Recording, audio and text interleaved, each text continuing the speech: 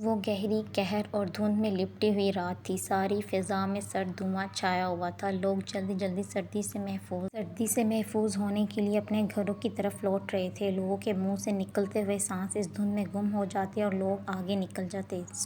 Station پر آمد و رفت کم تھی کیونکہ سردی بہت زیادہ اور گہری تھی۔ ہم دونوں پلیٹ فارم کے ایک خستہ حال بینچ پر بیٹھے تھے۔ بلب روشن تھا، اس کے کھمبے کے ساتھ ایک خارش زدہ کتا دبکا اونگ رہا تھا۔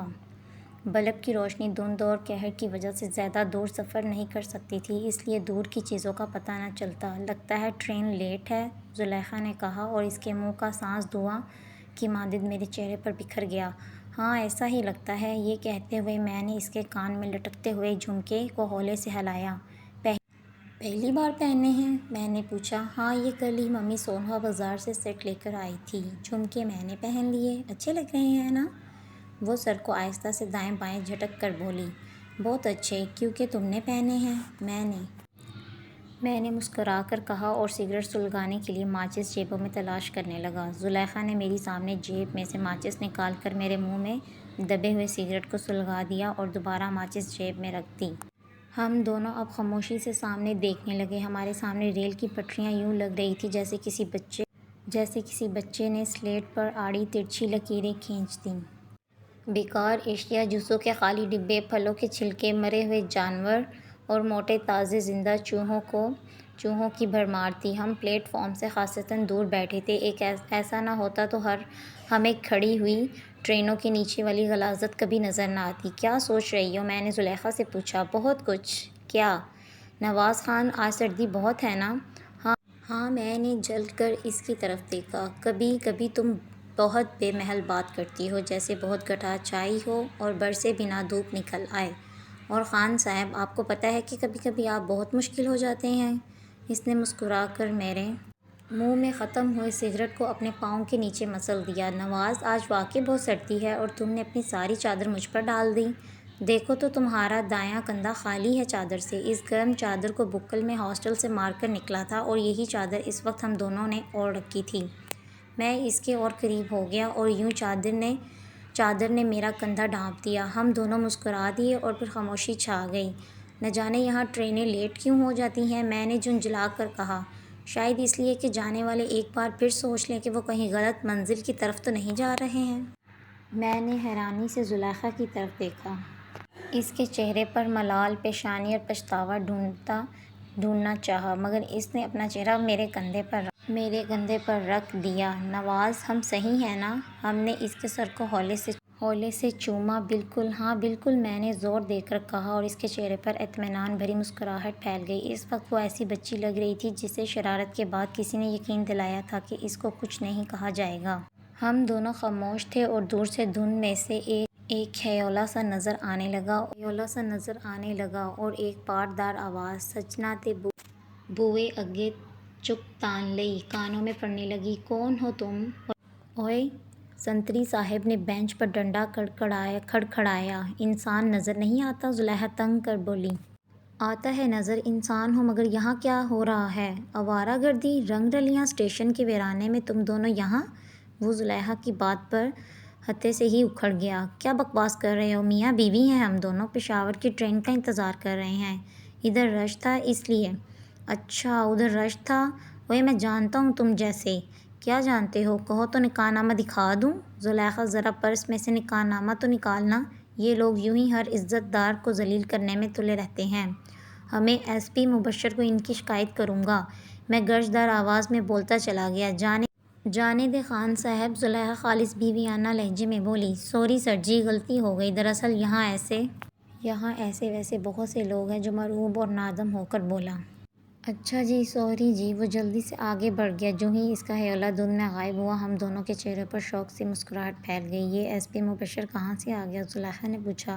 جس طرح ہم دونوں میاں بیوی بن گئے، میں نے ہنس کر جواب دیا۔ اب ٹرین آ جانی چاہیے۔ کہیں تمہارے گھر والے؟ میرے لہجے میں فکر مندی تھی۔ نہیں ممی بہت مصروف ہیں، کل سے میری مایوسی شروع ہو رہی ہے نا۔ وہ جانتی ہے کہ میں آج سونیا کے گھر میں ہوں۔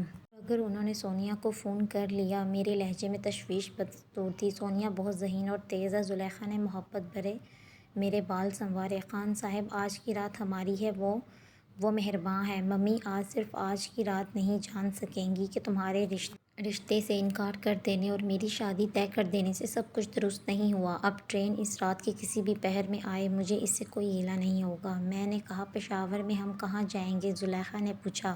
قصہ خوانی بازار۔ وہاں سے بہت سا ڈرائی فروٹ لینا ہے، مجھے بہت پسند ہے۔ کچھ تمہارے گھر بھی لے چلیں گے۔ ٹھیک ہے۔ نواز تمہاری اماں مجھے قبول کر لیں گی؟ پتہ نہیں، ہو سکتا ہے وہ تمہیں گلے سے لگا لیں یا بابا ہم دونوں کو گولی مار دیں۔ یا زلیخا بے تابی سے پوچھا۔ یا پھر دیس نکالا۔ اچھا چھوڑو، اتنی دور تک نہیں سوچا کرتے۔ کل جب ہم یونیورسٹی میں نہیں ہوں گے تو لوگوں کا شک یقین میں بدل جائے گا۔ میں نے دوبارہ سگریٹ سلگایا۔ جانتے ہو نواز، جب میں نے PUS میں تمہیں پہلی بار دیکھا تو مجھے یقین ہو گیا تھا کہ یہ شخص ضرور میرے اصولوں سے مجھے چھین لے جائے گا۔ جانتی ہو جب میں نے تمہیں دیکھا تھا کیا سوچا تھا؟ کیا؟ زلیخا کی آنکھوں میں تجسس کی لہر تھی کہ یہ لڑکی یقیناً پٹھانی ہے۔ توبہ خان صاحب، بڑے تعصبی ہو تم۔ زلیخا، تم اماں سے مینڈیاں کروانا اور ٹھوڈی پر تل بنوانا۔ میں نے اس کی ٹھوڈی کو ہلکا سا چھوا۔ ارے چھوڑیں خان صاحب، اتنا دور تک نہ سوچیں۔ کیونکہ میرے بال کرلی ہیں اور ہیں بھی بہت ڈرائی، یہ لمبے نہیں ہو سکتے۔ وہ اپنے کٹے ہوئے بالوں میں انگلیاں پھیر کر بولی۔ اسی لمحے دور اسپیکر کسی ٹرین کی آمد کا اعلان ہونے لگا۔ ہم دونوں خاموشی انہماک سے اعلان سنتے رہے۔ ایک تو موسم خراب ہے، اوپر سے ٹرین بھی نہیں آ رہی۔ میں بیزاری سے بولا، سنیں نواز، موسم خراب تو نہیں، مجھے تو یہ موسم بہت اچھا لگتا ہے۔ دھند اور قہر مجھے بہت اچھی لگتی ہے۔ دھند میں انسان زیادہ دور تک نہیں دیکھ سکتا، صرف قریب ہی کی چیزیں نظر آتی ہیں اور اچھی لگتی ہیں، جیسے اس دھند میں تم میرے قریب ہو۔ تم میرے قریب ہو نا نواز؟ زلیخا تصدیق چاہی۔ ہاں بالکل قریب۔ زلیخا نے میرے کندھے پر سر رکھ کر آنکھیں موند لیں۔ نواز، یہ بینچ اسٹیشن، یہ ریل کی پٹریاں، یہ غلیظ کتا مدھم بلب، یہ سب کچھ کتنا اپنا اپنا ہے، جانتے ہو کیوں کہ تم میرے قریب ہو۔ یہ لمحے، یہ فضا، اس نے بچوں کی طرح انگلیوں سے فرضی سگریٹ کے قریب لائی اور دھند میں اپنی سانس کا دھواں چھوڑ کر بولی، کتنی خشک مگر کتنی گرم ہے، جانتے ہو کیونکہ ہم دونوں نے تمہاری چادر اوڑھ رکھی ہے۔